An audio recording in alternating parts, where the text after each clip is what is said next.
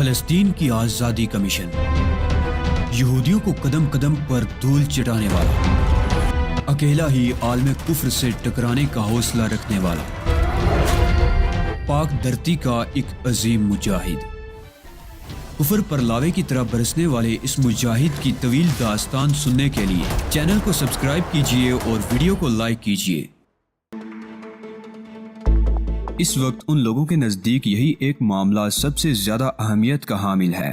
وہ یہ نہیں سوچے گا کہ اگر لکی کو اس بارے میں کچھ معلوم ہوتا تو سب سے پہلے اس سے رابطہ قائم کرتی۔ اصولی طور پر تو یہی ہونا چاہیے تھا، لیکن اولیو ہاورڈ یہودی ہے۔ وہ اچھی طرح جانتا ہے کہ یہودی کس قدر لالچی ہوتے ہیں، لہٰذا وہ یہ نتیجہ بھی اخذ کر سکتا ہے کہ فارمولوں کے بارے میں کچھ معلومات حاصل ہوتے ہی لکی اپنے طور پر جستجو میں لگ گئی ہو۔ اس کی بھی دو صورتیں ہیں، ایک تو یہ کہ وہ خود ہی فارمولے حاصل کر کے ان کی سودے بازی کرنے کے چکر میں پڑ جائے، اور دوسری یہ کہ وہ فارمولے حاصل کر کے انہیں اولیو ہاورڈ تک پہنچانا چاہتی ہو۔ دونوں میں سے اولیو ہاورڈ جو بھی نتیجہ اخذ کرے اسے الجھانے کے لیے بہت ہوگا۔ واقعی تم بہت دور تک سوچتے ہو۔ اب مجھے یقین ہو گیا ہے کہ اولیو ہاورڈ ضرور الجھ جائے گا۔ کسی بھی معاملے کو پایہ تکمیل تک پہنچانے کے لیے اس کے ہر پہلو کا جائزہ لینا پڑتا ہے۔ اس کے بغیر کامیابی کا حصول ممکن ہی نہیں ہو سکتا۔ میں نے اپنے آدمیوں کو ہدایات دے دی ہیں، پیٹر نے ڈرائنگ روم میں داخل ہوتے ہوئے کہا، اور اب میں سونا چاہتا ہوں۔ تمام رات جاگتا رہا ہوں۔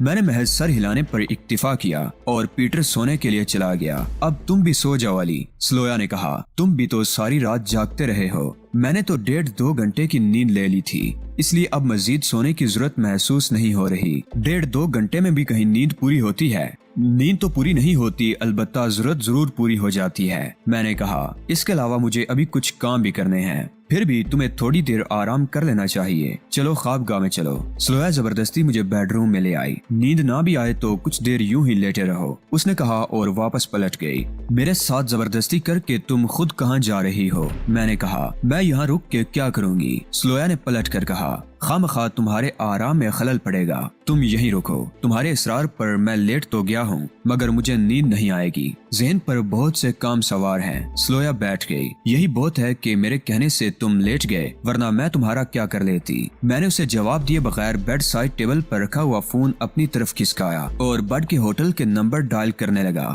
رابطہ ملنے پر میں نے بڈ کو پتہ سمجھاتے ہوئے اپنے پاس آنے کی ہدایت دی اور فون بند کر دیا۔ سلویا خاموشی سے مجھے دیکھے جا رہی تھی۔ تم کہہ رہے تھے کہ تمہیں بہت سے کام کرنے ہیں، دفعتاً اس نے کہا، جبکہ میرے خیال میں فی الوقت تمہیں کوئی کام نہیں ہے۔ میرے نزدیک سب سے اہم کام یہ ہے کہ مجھے شام کے کونسلیٹ سے ملنا ہے۔ اوہ، تم نے بتایا تو تھا، لیکن یہ بات میرے ذہن سے نکل گئی تھی، سلویا نے کہا۔ لیکن کیا ضروری ہے کہ تمہیں کچھ کارآمد باتیں معلوم ہو ہی جائیں؟ مجھے یقین ہے کہ شامی کونسلیٹ سے میری ملاقات بے حد کارآمد ثابت ہوگی۔ اس کے علاوہ تمہیں ایک اہم کام اور بھی تو کرنا ہے، سلویا نے کہا۔ وہ کیا؟ میں نے چونک کر پوچھا۔ البرٹ پر تشدد؟ سلویا مسکرائی۔ ہاں، میں نے ایک طویل سانس لی۔ یہ کام اہم بھی ہے اور ناگوار بھی، تاہم مجبوراً کرنا ہی پڑے گا۔ اس کام کی اہمیت تو سمجھ میں آتی ہے، مگر اس میں ناگواری کا پہلو کہاں سے نکل آیا؟ غلط کام کرتے ہوئے ناگواری کا احساس ہونا لازمی امر ہے۔ پیٹر پر تشدد اصولی طور پر غلط ہوگا، اس لیے کہ مجھے معلوم ہے کہ جس بات کے لیے اس پر تشدد ہوگا وہ اسے بے خبر ہے۔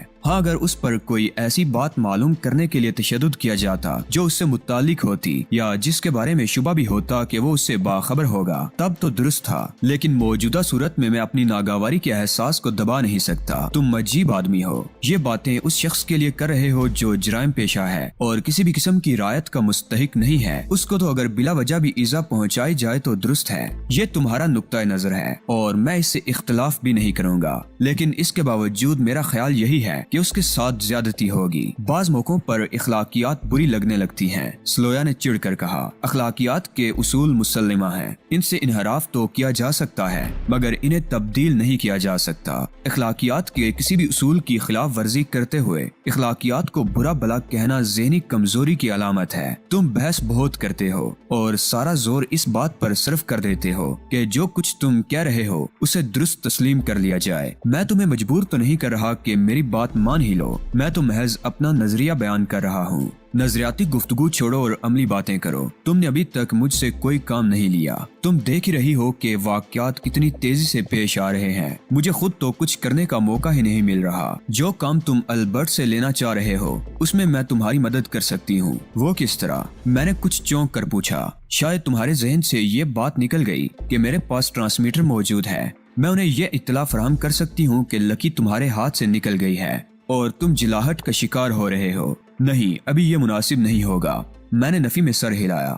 اس طرح وہ تم پر شبہ کر سکتا ہے کہ کہیں تم مجھ سے مل نہ گئی ہو۔ انکل رابیل یہ بات ہرگز تسلیم نہیں کریں گے کہ میں ان کے خلاف کوئی قدم اٹھا سکتی ہوں۔ ہمارا واسطہ ہاروت رابیل سے نہیں بلکہ اولیو ہاورڈ سے ہے اور ہمیں اس کی طرف سے محتاط رہنا ہے۔ اس کا ذہن صاف کرنے کے لیے میں البرٹ کا حوالہ دوں گی اور کہوں گی کہ میں اسے فرار کرانے کی کوشش کر رہی ہوں۔ عرف عام میں اسے جلد بازی کہا جائے گا۔ میں مسکرا کر بولا، تم یہ کام کرو گی مگر بعد میں، اس وقت جب البرٹ یہاں سے فرار ہو کر اولیو ہاورڈ تک پہنچ چکا ہوگا۔ میں یہ بات پہلے کروں یا بعد میں، بات تو ایک ہی ہے۔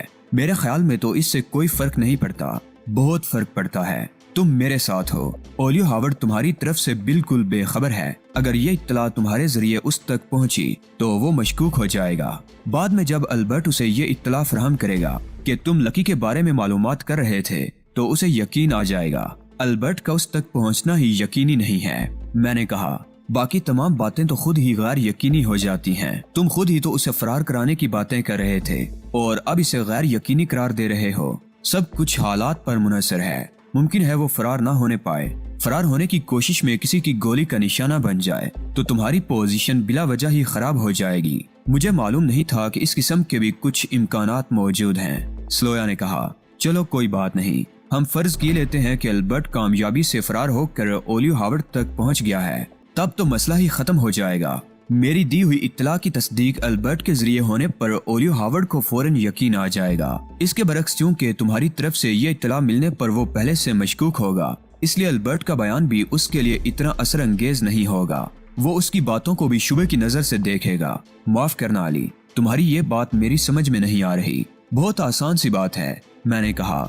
مشکوک ذہن کو مطمئن کرنا بہت زیادہ مشکل ہوتا ہے۔ یہ بات تو سمجھ میں آ رہی ہے، سلویا بولی، مگر یہ سمجھ میں نہیں آ رہا کہ اگر میں نے بعد میں اطلاع دی تو وہ کیوں مشکوک نہیں ہوگا۔ پہلے تم اسے اطلاع دو گی تو وہ سب سے پہلے یہی سوچے گا کہ شاید میں نے زبردستی تم سے کال کروائی ہے، جبکہ یہی اطلاع البرٹ کے ذریعے اسے ملے گی تو ممکن ہے پھر بھی اسے شبہ ہو، مگر اس حد تک تو نہیں ہوگا کہ وہ اس کے بیان کو ہی غلط سمجھے۔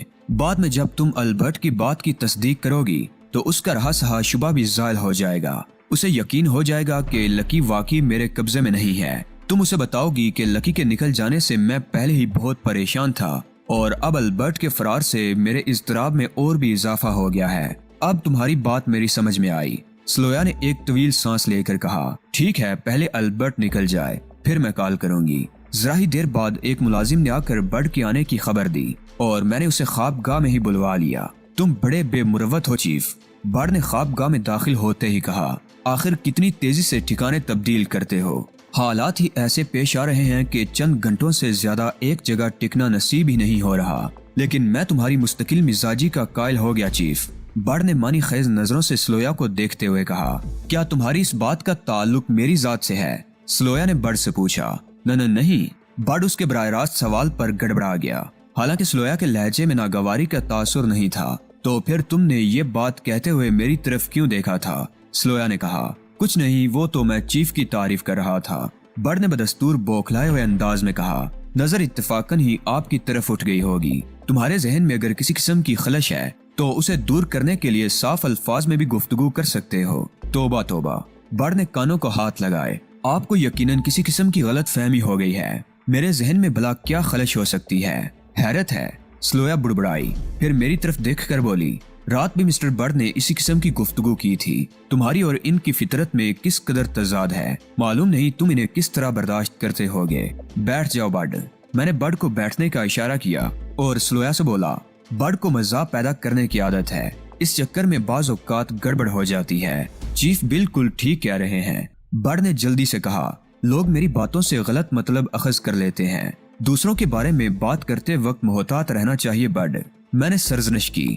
हालांकि मैं अच्छी तरह जानता था कि बर्ड पर इसका कोई असर नहीं होगा। आइंदा ख्याल रखूंगा चीफ, बर्ड ने बड़ी सादतमंदी से कहा। लेकिन तुम कहाँ गायब हो चीफ? मैंने उसे रात से अब तक की कहानी सुना दी और अब मैं चाहता हूँ कि ओलियो हावर्ड की निगरानी भी खत्म कर दी जाए। सोच लो चीफ, मैडम उसकी कैद में है। उसकी निगरानी करके हम कम से कम मैडम के बारे में तो बाखबर रहेंगे। उसे पहले ही अपने ताकुब का शुबा हो चुका है। इस वक्त तो वो बहुत मोहतात हो रहा होगा। मैं उसे मजीद किसी शुबे का मौका नहीं देना चाहता। जिस तरीका कार के तहत उसकी निगरानी हो रही है वो 100% महफूज है। बर्ड ने कहा, ताकुब का सिलसिला तो तुम्हारी हिदायत पर पहले ही तर्क कर दिया गया है, लिहाजा अब कोई खतरा नहीं है। मुझे नहीं मालूम कि तुमने क्या तरीका कार इख्तियार कर रखा है और वो किस हद तक महफूज या गैर महफूज है। उस इमारत से कोई 1.5 मील के फासले पर एक और इमारत है जिसकी मालिक एक बेवा औरत है। उसने उस इमारत के मुख्तलिफ कमरे किराए पर दे रखे हैं जिनमें से बेशतर खाली ही पड़े रहते हैं।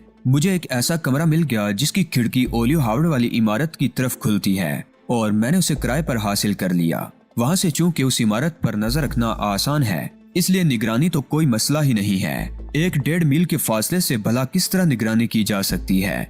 स्लोया ने मुतखय्यराना लहजे में कहा।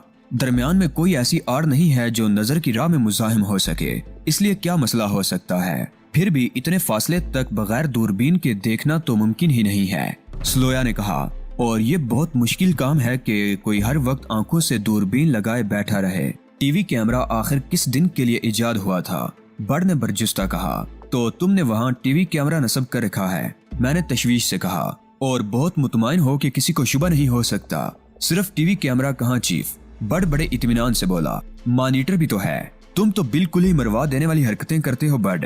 क्या मकान मालिका को ये सब बातें पुरस्रार नहीं मालूम होती होंगी, जबकि तुम पहले बता चुके हो कि अली ग्रुप के अरकान शिफ्टों में निगरानी का काम कर रहे हैं? ऐसा ना कहो चीफ, मुझे होल होने लगती है। वैसे वो बड़ी अजीब औरत है, गरीब और जरूरतमंद। उसे क्या पड़ी है कि माकूल किराया मिलने के बावजूद फजूल बातों में मगजमारी करती फिरे। तुम बहुत मरदूद हो बर्ड। अपनी गलती तस्लीम करने के बजाय बेसरोपात दलीलें देना शुरू कर दी। तो क्या मैं उसे बता दूं कि मैं उस बहुत बड़ी फर्म का मालिक नहीं हूं जो प्राइवेट तौर पर टीवी प्रोग्राम तैयार करके फरोख्त करती है? इस बेहुदा गुफ्तगू का क्या मतलब हुआ? मैंने बर्ड को घूरते हुए पूछा। ये भी बताना पड़ेगा कि मुस्तकबिल करीब में मेरा कोई प्रोग्राम तैयार करने का इरादा नहीं है, बल्कि मैंने तो दरअसल ओलियो हावर्ड की निगरानी के लिए ये दर्द सरी मोल ली है। ये सारी बातें तुम सीधी तरह नहीं कर सकते थे, मैंने दांत पीस कर कहा। कमाल है, स्लोया बोली। मिस्टर बर्ड ने किस कदर जहानत का मुजाहरा किया है और तुम इन्हें दाद भी नहीं दे रहे। स्लोया की बात सुनकर बर्ड फूल गया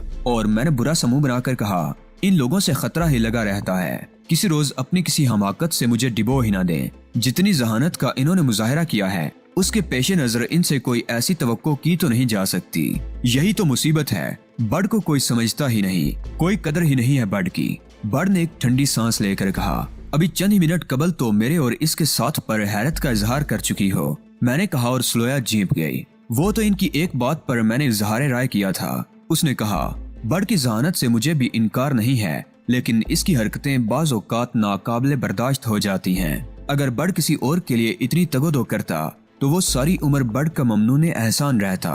बकवास मत करो, मेरे पास फजूल बातें सुनने के लिए वक्त नहीं है, बहुत से काम करने हैं। तुमने ये नहीं बताया कि ओलियो हावर्ड की निगरानी जारी रहेगी या उसे खत्म कर दिया जाए। मेरा ख्याल है अब इसकी जरूरत नहीं रही, लेकिन हतमी जवाब मैं तुम्हें शायद शाम तक दे सकूं। उस वक्त तक क्या फर्क पड़ जाएगा? मेरा अंदाजा है कि ओलियो हावर्ड अब यहाँ नहीं रुकेगा। वो और हारूत राबेल शाम जाएंगे। मैं शाम के सिफारत खाने से राब्ता कायम करके मालूमात हासिल कर लूं, उसके बाद ही इस ज़मन में कोई फैसला हो सकेगा। मैं महसूस कर रहा हूँ कि तुम्हें मैडम से ज्यादा ओलियो हावर्ड और हारूत राबेल की फिक्र है, बर्ड ने कहा। तहजीब की अहमियत है, मगर मेरे मिशन के मुकाबले में इसे सानवी हैसियत हासिल है। बुरा न मानना अली, स्लोया बोली, लेकिन मैंने महसूस किया है कि तुम ओलियो हावर्ड के साथ बराह रास्त तसादुम से गुरेज कर रहे हो। ये बात तो साफ जाहिर है स्लोया, लेकिन तुम इसकी वजह से वाकिफ नहीं हो। कहीं ऐसा तो नहीं कि किसी किस्म का खौफ तुम्हें बराह रास्त इकदाम से बाज रखे हुए है? मैं मुस्कुराया। मैं समझ सकता हूँ कि तुम भी पीटर ही की तरह इस बात की ख्वाहां हो कि ओलियो हावर्ड जल्द अज जल्द अपने अंजाम को पहुँच जाए, लेकिन मुझे हर कदम उठाने से कबल बहुत कुछ सोचना पड़ता है। ओलियो हावर्ड कोई मामूली आदमी होता तो कब का मेरे हाथों अपने अंजाम को पहुँच चुका होता, मगर मैंने हमेशा उसे इस वजह से डील दी कि वो किसी न किसी तरह मेरे काम आता रहता है اور اب جب کہ میں نے اسے ٹھکانے لگانے کا تہیا کر لیا ہے تو اس کی خوش قسمتی آڑے آ گئی۔ یہ معلوم کرنے سے قبل کہ شام میں اس کی کیا دلچسپی ہے میں اس کے خلاف کوئی قدم نہیں اٹھا سکتا، لیکن تم نے پیٹر سے تو ایسی کوئی بات نہیں کہی۔ اسے تو تم یہی تاثر دے رہے ہو جیسے پہلی فرصت میں تم اولیو ہاورڈ کو ٹھکانے لگا دو گے۔ یہ ضروری ہے، اگر میں پیٹر کو اصل بات بتا دوں تو وہ کسی جلد بازی سے کھیل بگاڑ بھی سکتا ہے، اس لیے مصلحتاً اسے دھوکے میں رکھنا ضروری ہے۔ کیا کسی شخص کو دھوکے میں رکھنا بری بات نہیں ہے؟ سلویا نے کہا، میں نے مصلحتاً کا لفظ بھی تو استعمال کیا ہے اور یہ بات بھی طے ہے کہ اب میں اولیو ہاورڈ کو زیادہ عرصے ڈیل نہیں دوں گا۔ ہونا آخر وہی ہے جو پیٹر کی خواہش ہے، تو پھر میرے لیے کیا حکم ہے چیف؟ برڈ نے پوچھا۔ میں ابھی شام کے کونسل جنرل سے ملنے جاؤں گا، اسے گفتگو کرنے کے بعد امید ہے کہ صورتحال واضح ہو جائے گی، لیکن ایسا نہیں ہوا۔ میں شام کے کونسل جنرل سے ملا ضرور، لیکن نتائج میری توقع کے بہت برعکس نکلے۔ اس کے آفس پہنچ کر میں نے ملاقات کے لیے اسے سلپ بھجوائی جس پر میں نے اپنا نام ایلن گراہم لکھا تھا اور ملاقات کا مقصد ذاتی تحریر کیا تھا۔ سلپ بھجوانے کے تھوڑی دیر بعد اس نے مجھے اپنے آفس میں طلب کر لیا۔ اس کے اعتبار سے شائستگی ٹپک رہی تھی۔ میرا خیال ہے ذاتی طور پر تو میں آپ سے واقف نہیں ہوں، تاہم آپ کے کسی کام آ کر مجھے خوشی ہوگی۔ اس نے مجھے بٹھانے کے بعد کہا، دراصل میں امریکہ میں فرضی نام کے تحت موجود ہوں اور محض رازداری کی غرض سے میں نے آپ کو اپنا نام نہیں لکھا۔ شاید آپ میرے نام سے واقف ہوں، میرا نام علی یار خان ہے۔ کونسل جنرل کے چہرے کے تاثرات سے مجھے اندازہ کرنے میں دشواری نہیں ہوئی کہ وہ مجھ سے واقف ہے۔ کیا آپ کا تعلق پاکستان سے ہے؟ اس نے بے ساختہ سوال کیا۔ جی ہاں، میں وہی علی یار خان ہوں اور اس وقت ایک اہم مسئلے پر آپ سے تبادلہ خیال کرنے کی غرض سے حاضر ہوا ہوں۔ کونسل جنرل مجھے جن نظروں سے دیکھ رہا تھا میں اسے کوئی معنی نہیں پہنا سکا اور اس کے بعد کا رویہ تو میری توقع سے بہت بعید نکلا۔ اس نے گھنٹی بجا کر ملازم کو طلب کیا اور اسے بولا، ذرا ہیکل جیکل کو بلا لاؤ، ان کی ضرورت ہے۔ جو گفتگو میں کرنا چاہتا ہوں اس کے لیے رازداری بہت ضروری ہے۔ میں نے کہا، ان دونوں کو آ جانے دو، انہیں ایسے ہی کاموں کے لیے زحمت دی جاتی ہے جن میں بہت زیادہ رازداری درکار ہوتی ہے۔ اس کے انداز نے مجھے الجھن میں ڈال دیا۔ مجھے کسی گڑبڑ کا احساس ہوا مگر میری سمجھ میں نہیں آ سکا کہ گڑبڑ کی نوعیت کیا ہے۔ پھر دروازہ کھلنے کی آواز سن کر میں نے پلٹ کر دیکھا تو دو قوی ہیکل مسلح افراد اندر داخل ہوتے نظر آئے۔ انہیں لے جاؤ، کونسل جنرل نے میری طرف اشارہ کر کے کہا۔ فی الحال یہ ہمارے مہمان رہیں گے۔ میں بری طرح بوکھلا گیا، مجھے اس سے اس سلوک کی توقع ہرگز بھی نہیں تھی۔ یہ آپ کیا کر رہے ہیں؟ میں نے احتجاجی لہجے میں کہا، میں آپ کے پاس ایک اہم کام سے آیا تھا۔ جو نام تم نے استعمال کرنے کی کوشش کی ہے اس نام کا حامل شخص عرصہ ہوا بم کے ایک حادثے میں جاں بحق ہو چکا ہے۔ میرے 14 طبق روشن ہو گئے۔ یہ تو میرے ذہن میں تھا ہی نہیں کہ میرے مرنے کی خبریں شائع ہو چکی ہیں۔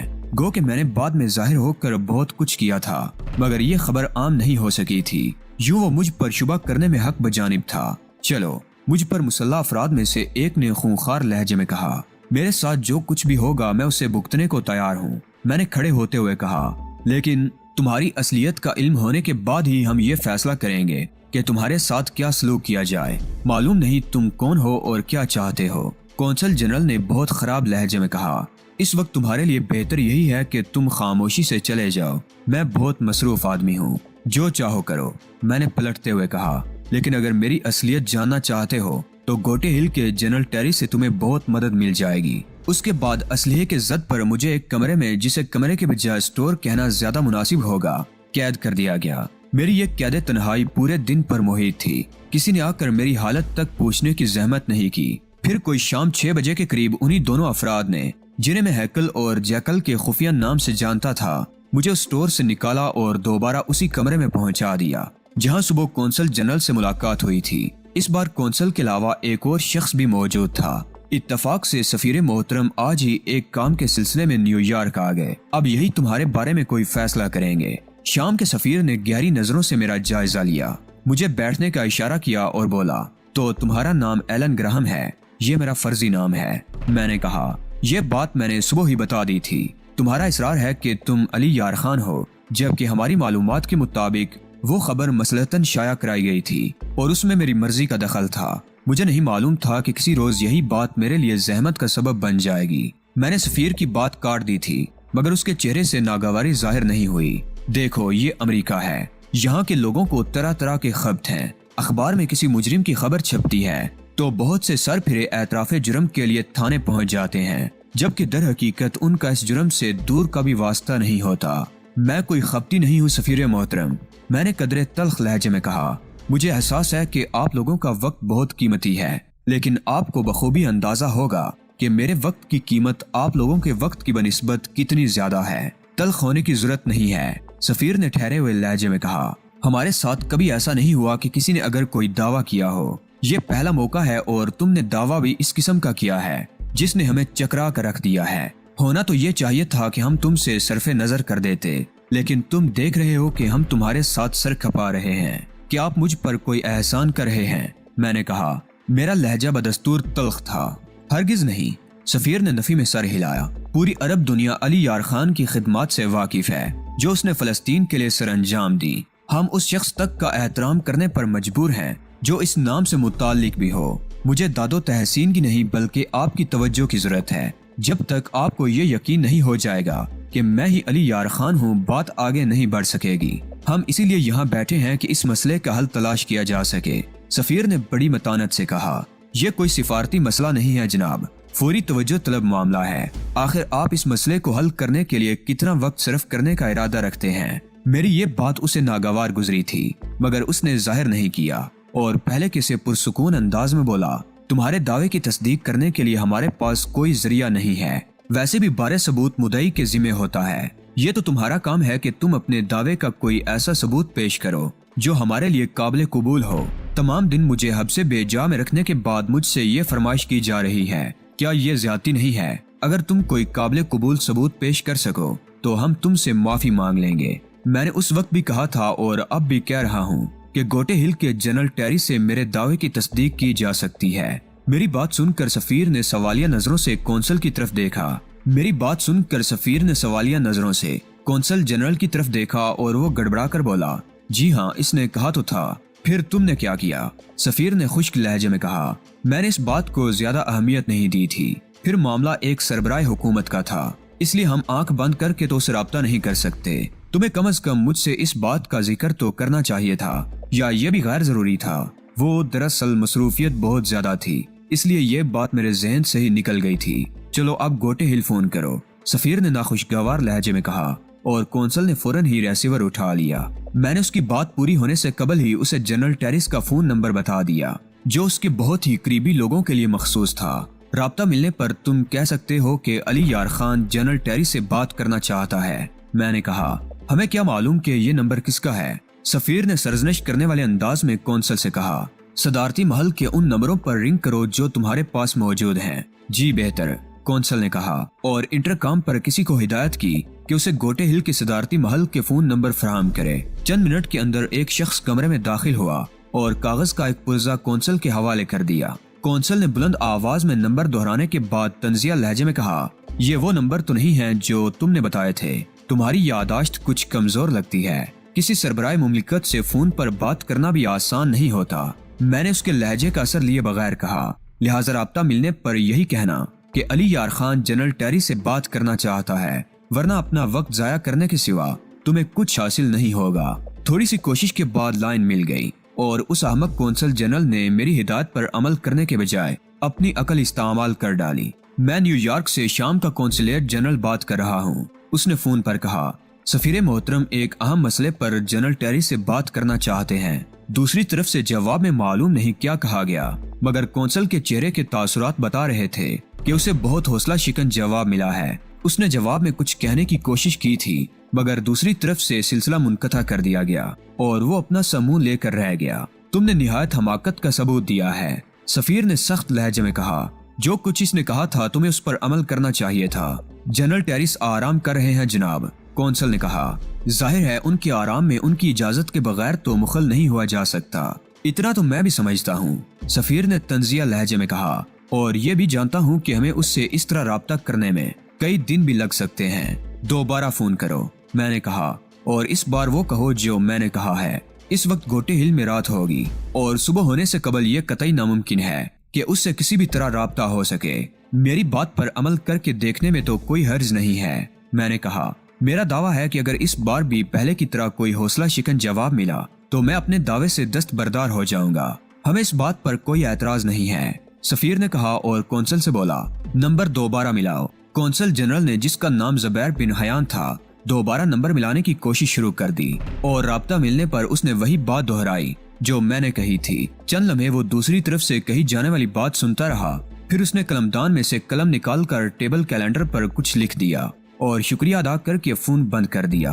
क्या हुआ? सफीर ने पूछा। जनरल टेरिस 1 घंटा कबल ही सोने के लिए गए हैं, ज़ुबैर ने कहा। उस तरफ से बोलने वाले का कहना है कि अली यार खान के लिए उन्हें उठाने की जहमत दी जा सकती है, लेकिन चूंकि वो गुज़श्ता चंद रोज के दौरान बेहद मसरूफ रहे हैं, इसलिए अगर जहमत ना हो तो उन्हें इस बराह रास्त नंबर पर रिंग कर लिया जाए। ज़ुबैर ने लिखे हुए नंबर दोहराए। मैंने तो पहले ही तुम्हें ये नंबर दिया था, मगर तुम नहीं माने। ठीक है, सफीर ने कहा।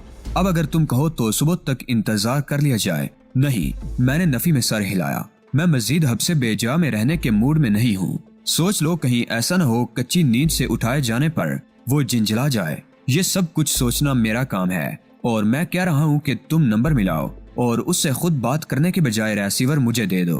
मेरे इसरार पर 3 बार नंबर मिलाया गया और राब्ता मिलते ही ज़ुबैर ने रेसीवर मेरी तरफ बढ़ा दिया। सफीर ने इस पर एतराज नहीं किया था। मैंने रेसीवर लेकर कान से लगा लिया। घंटी बजने की आवाज आ रही थी। 5वीं घंटी पर रेसीवर उठा लिया गया और कैथी ब्राउन की नींद में डूबी हुई खुमार आलूद आवाज सुनाई दी। हेलो हेलो, क्या हाल है कैथी? बहुत गहरी नींद सो रही थी क्या? मैंने शोख लहजे में कहा। कौन? अली? कैथी की चौंकी हुई आवाज आई। शुक्र है तुम मेरी आवाज नहीं बोली, वरना मैं तो सोच रहा था कि शायद मुझे अपनी शिनाख्त करानी पड़ जाए। मजाक मत करो, कैथी ने बुरा मानकर कहा। तुम बहुत बेमुरव्वत आदमी हो। इतने अरसे से कहाँ गायब हो? फोन तक करने की जहमत नहीं करते।